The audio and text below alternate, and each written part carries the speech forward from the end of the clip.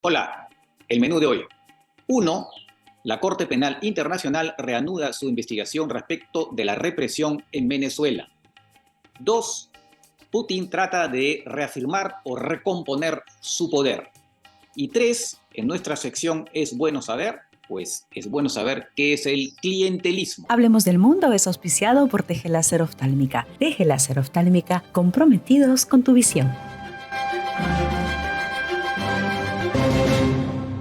Soy Francisco Belaúnde, bienvenidos a esta nueva edición de Hablemos del Mundo. Una oficina de cooperación técnica de la Fiscalía de la Corte Penal Internacional en Venezuela, para el fortalecimiento, el desarrollo y construcción de un Estado de Derecho, de un Estado de justicia, de un Estado democrático, de un Estado que garantice plenamente el pleno disfrute de los derechos humanos y de los derechos de nuestro pueblo.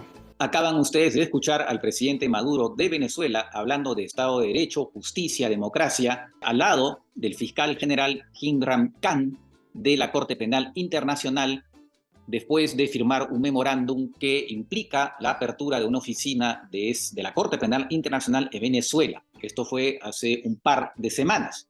Como les decía entonces, la Corte Penal Internacional une sus alas, ha decidido reabrir la investigación contra Venezuela.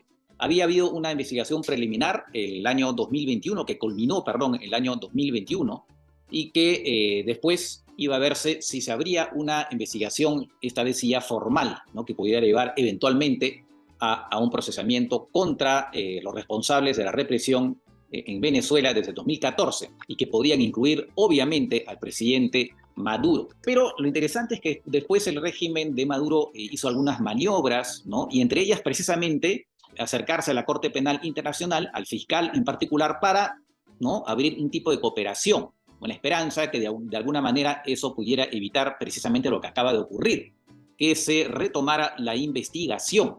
Y pues como han podido ver, pues no ha servido de mucho. Interesante que esa investigación se abrió a pedido de varios estados de América del Sur en particular, ¿no?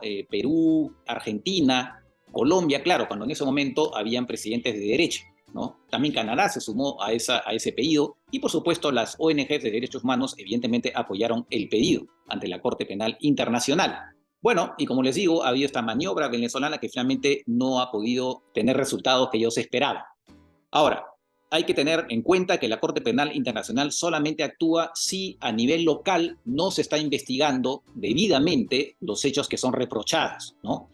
Y justamente es lo que ha determinado la Corte Penal Internacional. Ha dicho, hemos visto lo que se está haciendo en Venezuela respecto de esa represión y vemos que no se está investigando prácticamente nada, salvo por ahí señalando a algunas personas que no tienen, no es, de menor rango, cuando la idea es ver justamente cuál ha sido la cadena de mando que ha llevado a que se diera una represión muy violenta con varios centenares de muertos, incluso con grupos paramilitares, con francotiradores, ¿no?, hechos que han sido denunciados y que forman parte de la investigación. Justamente el fiscal venezolano Tarek William Saab ha dicho, oigan, nosotros estamos investigando, ¿por qué reabren esta investigación? Pero como les digo, ya esta sala de la Corte Penal Internacional dijo, no, pues no es serio lo que ustedes están haciendo. Así que reabrimos la investigación. Y obviamente ahora Venezuela ha dicho que todo esto obedece a una conspiración, por supuesto, piloteada por Estados Unidos. Interesante también que esto ocurre cuando Maduro ha salido de su aislamiento, ¿no?, por el tema del petróleo respecto de Estados Unidos, pero también en América Latina, ¿no?, que ahora pues los países en general han restablecido las relaciones diplomáticas con su gobierno y está buscando mejorar la imagen de Venezuela y de su gobierno, ¿no? Y justo ocurre ese tema, ¿no?, donde de alguna manera le embarra, ¿no?, un poco su plan, porque ahora está en una posible situación en que pueda ser eventualmente señalado personalmente él y su gente como responsables. Muy bien, pasamos ahora a la otra noticia, que es Rusia, ¿no?, y en relación con la rebelión finalmente frustrada de Yevgeny Prigozhin, el líder del grupo Wagner. Putin, como dijimos en su momento, ha visto su autoridad abiertamente desafiada, ¿no?, y por lo tanto está debilitado. Y ahora está un poco en modo recomponer o reafirmar su poder. ¿Qué sucede? Que Yevgeny Prigozhin tenía gente que simpatizaba o que en todo caso compartía sus críticas al modo en que la guerra está siendo conducida. No necesariamente esas personas estaban de acuerdo o están de acuerdo con su acto de rebelión, pero sí compartían, sí comparten, más que compartían, comparten sus críticas a la cúpula militar. Y entonces, claro, eso es peligroso para Putin. Hay que ver que además son personas que no es que dijeran, oigan, la guerra está mal, deberíamos retirarnos. No, al contrario, son personas que dicen, al contrario, tenemos que acentuar nuestro esfuerzo de guerra y conducirlo de manera mucho más efectiva. Estamos hablando no de pacifistas, ojo, estamos hablando de gente incluso mucho más radical. Prigozhin, por ejemplo, planteaba, ¿no?, que se estableciera la ley marcial en Rusia y una movilización total, y que el país estuviera totalmente enfocado en la guerra. Al contrario de la táctica de Putin, que es decir, a la población, tranquilos, acá no pasa nada, ustedes sigan viviendo su vida y nosotros nos encargamos de la guerra, ¿no? Claro, una táctica un poquito complicada, porque al mismo tiempo se estaban reclutando personas, ¿no? Pero igual, no era pues una movilización total, ni ley marcial, ni mucho menos. Y bueno, lo que Putin quiere saber es hasta dónde llegaba esa simpatía con Prigozhin dentro de las Fuerzas Armadas y otros círculos de poder. Y además saber si esa simpatía implicaba también un apoyo, ya sería mucho más grave, ¿no? Y entonces, esas es en este momento las acciones que el presidente Putin está tomando, y como parte de ello se ha producido, según se ha informado, el arresto del general Sergei Surovikin. ¿Quién es este señor?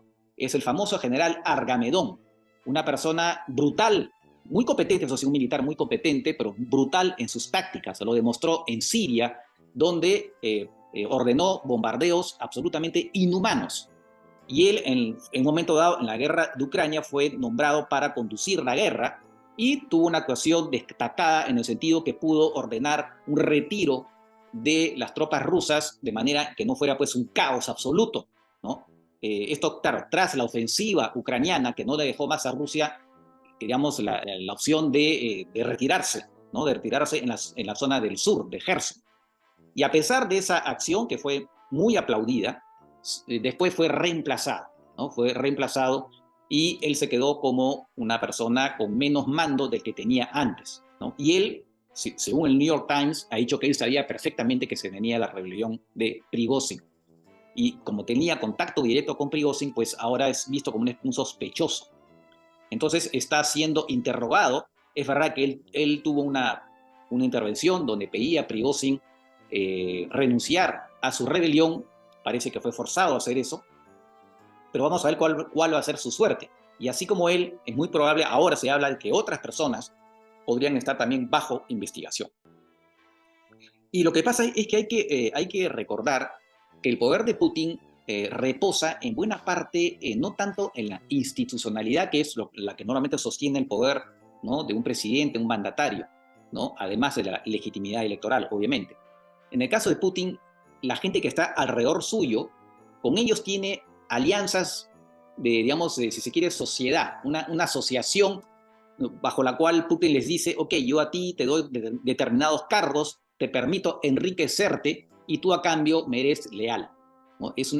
Son socios en el poder, no son tanto un presidente y sus subordinados, son socios en el poder. Y claro, eso hace un poco frágil su base de poder. Claro, a eso tienen que recurrir muchos dictadores, ¿no?, que se mantienen en el poder y entonces necesitan gente leal, porque finalmente un presidente que es elegido por 4 o 5 años, bueno, no tiene necesidad de eso, porque está obviamente viendo que en 4 o 5 años se va, ¿no? Pero alguien que lo que busque mantenerse en el poder de manera indefinida necesita gente leal, ¿no?, con la que tiene un trato, ¿no? Yo te doy y tú me des leal. Eso es lo que pasa mucho en muchos regímenes autoritarios, ese tipo de relación personal, ¿no?, que escapa a la institucionalidad. Eso es lo que pasa en Rusia y eso evidentemente es una fuente de debilidad en este tipo de regímenes. Vamos a pasar ahora a nuestra sección Es bueno saber. Y es bueno saber qué es el clientelismo. ¿Y qué cosa es? Pues es una práctica política que consiste en que desde el poder se otorgan beneficios, ventajas a determinados sectores de la sociedad a cambio de apoyo electoral.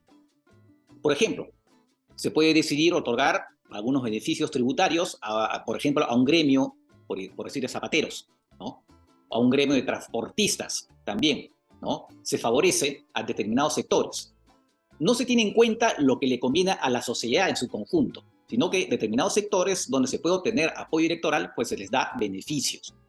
Y claro, el problema está en que, por ejemplo, si se otorga un beneficio tributario a un determinado sector a cambio de apoyo electoral, digamos, ese beneficio lo que hace es reducir los ingresos tributarios del Estado, ¿no? Por lo tanto, por ese lado no es muy conveniente. Entonces, lo normal es que el ministro de Economía dice, no, pues, no podemos hacer eso, porque entonces, si le decimos a ellos, les damos esto, otros nos van a reclamar lo mismo. Y le van a decir, no, pues, pero tenemos apoyo electoral, justamente. Ahí tenemos unos contactos que nos van a favorecer un apoyo popular, ¿no? Electoral, y si hay manifestaciones que hacer al favor del gobierno, pues van a estar ahí. Entonces, necesitamos darles ese tipo de beneficios. Entonces, otra vez, ahí el interés de la sociedad es un conjunto, el bien común no cuenta mucho. Es finamente qué cosa doy yo para obtener un apoyo electoral. Eso es el clientelismo y es una práctica obviamente bastante perniciosa que es verdad, se da en muchos gobiernos, es una práctica bastante común, pero en algunos casos ya se vuelve una cosa prácticamente escandalosa, ¿no? Así que ya saben, eso es esa práctica política. Hemos llegado así al final de este programa y nos reencontramos en la próxima edición. Chau, chau.